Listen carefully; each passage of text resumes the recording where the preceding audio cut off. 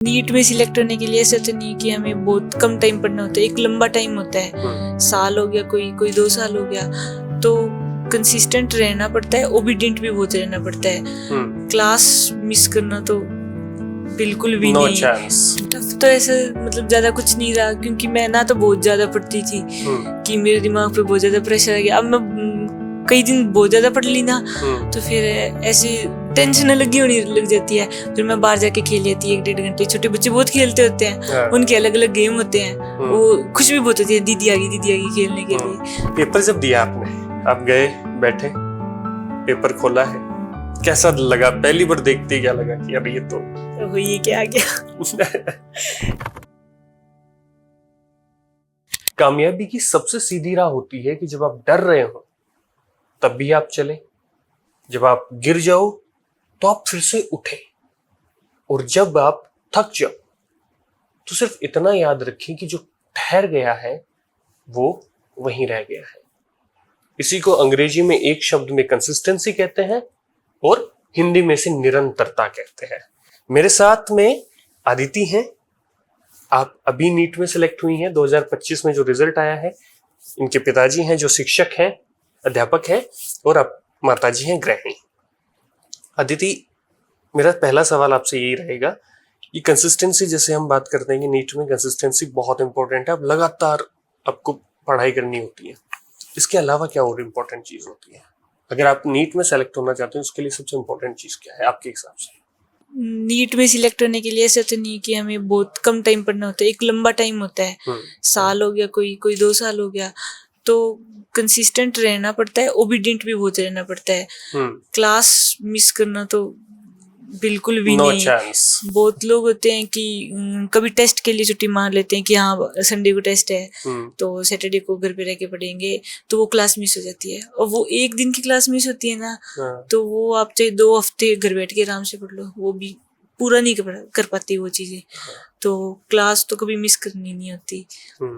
और आज का काम आज, बस कल पे मत छोड़ो। आज जितना पढ़ा दिया ना, ज्यादा मत पढ़ो।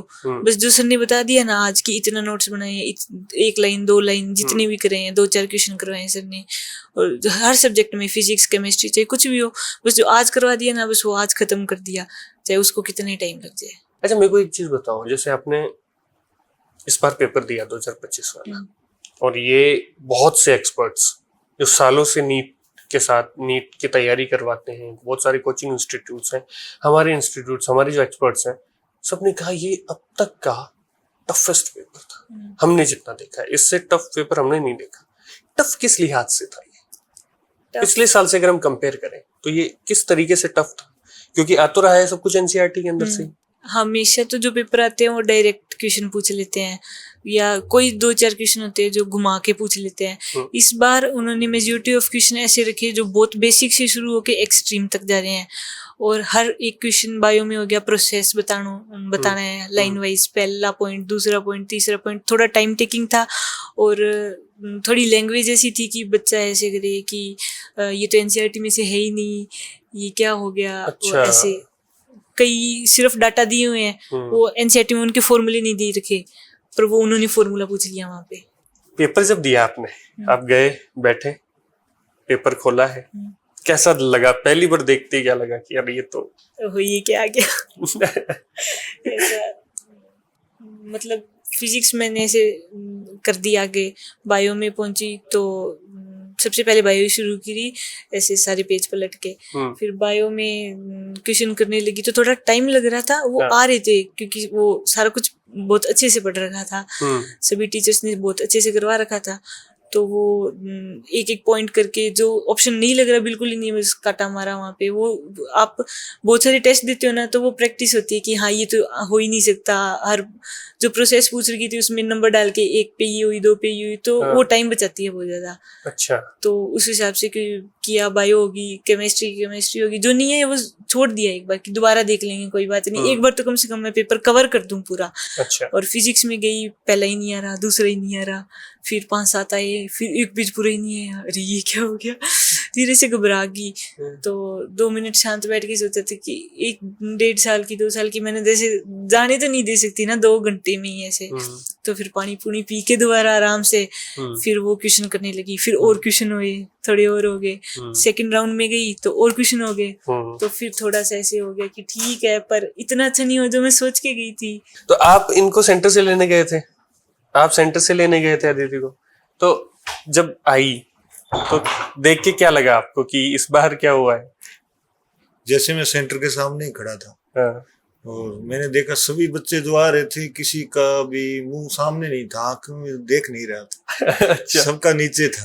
हाँ, और बहुत ही ऐसे मेरे को लग रहा था, मैंने तो शुरू में आवाज कर लिया था भी पेपर कठिन है, इस बार ज्यादा टफ। हाँ, बच्चे चुपचाप नीचे नस करके नीचे की तरफ देखते हुए जा रहे थे सारे। और मैं देख रहा था ये बिल्कुल लास्ट में आई, सारे बच्चे आ गए। तो उसमें भी थोड़ा सा और लेट आई है, मैं घबरा गया, अभी बच्ची पता नहीं कहाँ चली गई। तो मैंने भाग के गेट की तरफ गया, फिर लास्ट में ये आ रही थी बरामदे में अकेले। तो मेरी तरफ देखा ही नहीं इसने, गेट तक आया, मैं थोड़ा दूर जाई खड़ गया, मैं गड़बड़ तो है कोई। तो मेरे पास आई, आती रोई एक बार, तो रोई, रोने के बाद फिर क्या हो गया, फिर क्या है अगली साल फिर आ जाएगा ये तो।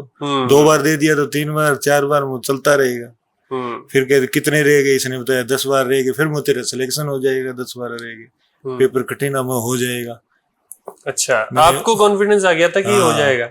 ये ज्यादा करती, गलत ज्यादा करती थी, इधर भी करती थी तो ज्यादा गलत कराती थी। अच्छा, और एक्साइटमेंट में हर बार यही समस्या मैं घर समझाता था, जो आए वही करना है, बाकी हाथ नहीं लगाना है। तो जिस दिन ये नियम ये लगाती उस दिन नंबर तो 650-700 के नजदीक चला जाता।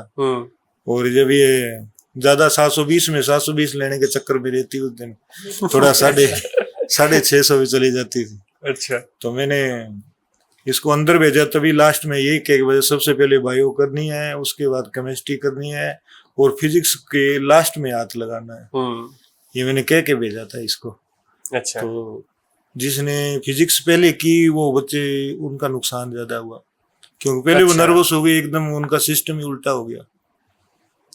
तो ये मैंने बहुत सारे बच्चों से वहाँ पूछा, उन्होंने जो फिजिक्स शुरू की उन बच्चों को नुकसान ज्यादा था, वो जो केमिस्ट्री या बायो से शुरू किया उनका नुकसान कम था। पर आपको ये कॉन्फिडेंस आ गया था उस टाइम पे कि 10-12 रह गए, चल तेरा हो तो जाएगा, क्योंकि वो उस वक्त देख लिया था आपने कि टफ है पेपर इस बार। उसी समय कह दिया था मैंने गेट के आगे इसको, फिर हो जाएगा तेरा, 10-12 रह गए फिर हो जाएगा। तो नहीं, ये सुन के कॉन्फिडेंस नहीं आया आपको कि पापा बोल रहे हैं कोई बात नहीं, इस बार नहीं तो अगले बार देख लेंगे? नहीं, मैं तो ये कहा गया, मेरा तो 1 साल है ऐसे कह के, और थोड़ी सी रोई। पहले मैं रो रहा के ही थी अंदर से आराम से, क्योंकि उन्होंने वो पेपर पैक करते हैं तो 5-10-15 मिनट लगा दी थी उन्होंने। 5:25 पे मैं बाहर आई थी। तो फिर ऐसे कहा कि मैं क्या नहीं होएगा ये वो, और कुछ है ना 2-4 बच्चे बहुत हंस रहे थे। अच्छा। उनको देख के मैं ऐसे हो रही, इनका तो अच्छा हो गया लगता है। फिर कहते कुछ खा के फिर हाँ ठीक है कोई बात नहीं, फिर हंसने लगी थोड़ा। आपका क्या रहता था रोल इसमें? मेरा क्या था जी, मैं तो उनको टाइम पे खाना दे देती थी। अच्छा। सुबह उठा देती थी। जब भी आपको लगता है, जब आप ये पूरी प्रोसेस में हैं, आप तैयारी कर रहे हैं, टफ टाइम जब आया कि मुश्किलें आती हैं, आपको सबसे ज्यादा मुश्किलें कहाँ फेस करनी पड़ी, किस जगह पे आपको सबसे ज्यादा टफ लगी चीजें? टफ तो ऐसा मतलब ज्यादा कुछ नहीं रहा, क्योंकि मैं ना तो बहुत ज्यादा पढ़ती थी कि मेरे दिमाग पे बहुत ज्यादा प्रेशर आ गया। अब मैं कई दिन बहुत ज्यादा पढ़ ली ना, तो फिर ऐसे टेंशन लगी होने लग जाती है। फिर मैं बाहर जाके खेल लेती 1-1.5 घंटे। छोटे बच्चे बहुत खेलते होते हैं, उनके अलग अलग गेम होते हैं, वो खुश भी बहुत होती है, दीदी आ गई खेलने के लिए। जो एस्पिरेंट अब तैयारी करने वाले हैं, आपके बाद में जो एग्जाम देंगे, उनको आप क्या सलाह देना चाहेंगे कि आपको इस तरीके से चीजें देखनी चाहिए? उनको तो जो क्लास में सर करवाए वो मतलब बहुत अच्छे से समझ जाए, क्योंकि जो इस बार का पेपर है अगली बार शायद इतना टफ ना आए, पर अच्छा पेपर आएगा ये तो श्योर है। तो जो सर करवाए ना क्लास में, तो वो बहुत अच्छे से पढ़ना, हर एक प्रोसेस को बहुत ध्यान से समझना कि इसके बाद में क्या आएगा। कुछ भी चीज को ऐसे मत करना शायद ये पेपर में नहीं आएगा, ये बहुत लंबा चौड़ा क्वेश्चन है, ये बहुत लंबी प्रोसेस है। नहीं, हर एक चीज चाहे कोई सा भी चैप्टर हो, छोटा मोटा कोई भी हो, क्योंकि टीचर्स तो सारा कुछ करवाते हैं। और नोट्स इतने अच्छे बनाना कि वो खुद बोल के बता दे कि उस टाइम सर ने ये करवाया था अपने को। और पूरे रखना अपने नोट्स, हमेशा अच्छे से बनाना। और टीचर्स जो कहे वो अच्छे से करना, सारे पेपर दे देना, जितने आगे आए, जितनी कोचिंग ले पेपर अपनी वो सारे दे देना। बस टेंशन मत लेना कि ये वो, अगर कोई बोले आपके साथ तो ठीक है, हंस के बोल लो, अगर कोई ना बोले तो ही कोई दिक्कत नहीं है, अपना काम करो, खुश रहो बस। खुश रहो बस, है। तो बहुत बहुत अच्छा लगा आपसे बातचीत करके और बहुत बहुत आपको शुभकामनाएं। तो 3 बातें हैं इस पूरी बातचीत में, कंक्लूड कर देता हूं। तनाव ना लें, ये बहुत अच्छा रहता है। तनाव नहीं लेंगे तो भी आप अच्छा कर लेंगे। दूसरा, जो क्लासरूम में पढ़ाया जा रहा है उसको क्लासरूम में अच्छे से पढ़ लें, क्योंकि जो लिखा हुआ है जरूरी नहीं है कि वही चीज आपको पेपर में भी दिखेगी। प्रोसेस बहुत इंपॉर्टेंट होती है और वो प्रोसेस इस बार इन्होंने बताई है। और तीसरा, खुश रहे, आराम से आराम से कर लेंगे। खुश रहेंगे तो बहुत बेहतर आप कर सकते हैं। आपने बहुत अच्छा अचीव किया, आपको बहुत बहुत शुभकामनाएं। धन्यवाद, नमस्कार।